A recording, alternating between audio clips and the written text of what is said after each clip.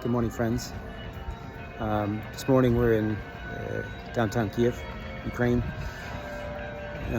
with John Shubik, pastor of Calvary Chapel Costa Mesa, who was here for the pastors' conference, and also Tom Price from Calvary Magazine. To get stories and footage here. We're starting out here at the memorial wall. So there's all the fallen soldiers from the Russian-Ukrainian war. And it's just kind of sobering to see all this, those young lives lost because of Russia's aggression. So just pray for our day. We're going to also go to Borodyanka, which is a city that was hit pretty hard, that was occupied and was freed earlier on. We're going to meet a brave lady who's working with the elderly there and helping spiritually also.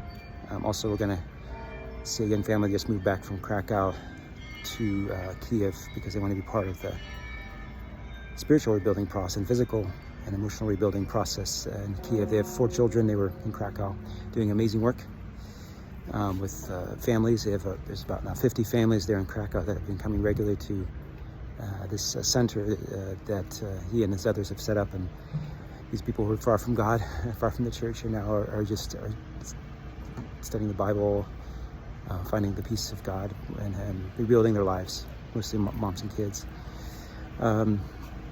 Also, we're going to go,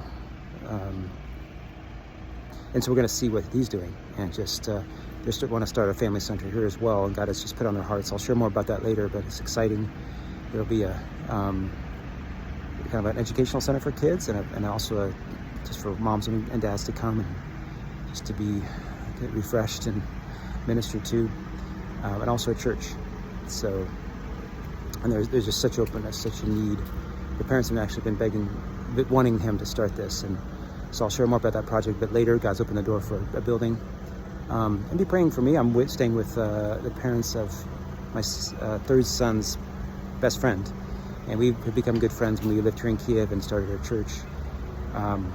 I'm not sure they're believers yet, but we've shared with them, we've prayed with them, and this time I just feel like God is putting on my heart to share more clearly the gospel and bring them, more to a decision. They're traumatized. Last night we had air raid sirens, middle of the night.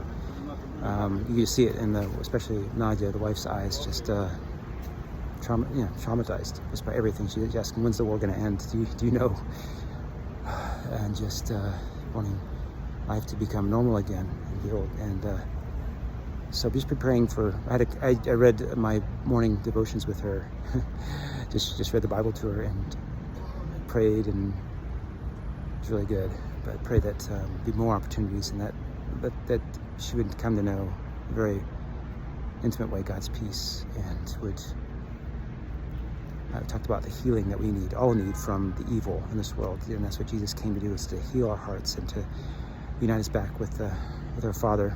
So just pray for that. Pray that God would give me wisdom as I just continue to present the gospel, and they would come to know Him. So thank you. There's a bit of a long message, but I just thank you for your prayers, support for us. So just be praying for me today. Thank you, and all of us, and for Ukraine as well, for peace, for an end to the war, and that many people would come to know the peace and love of Jesus.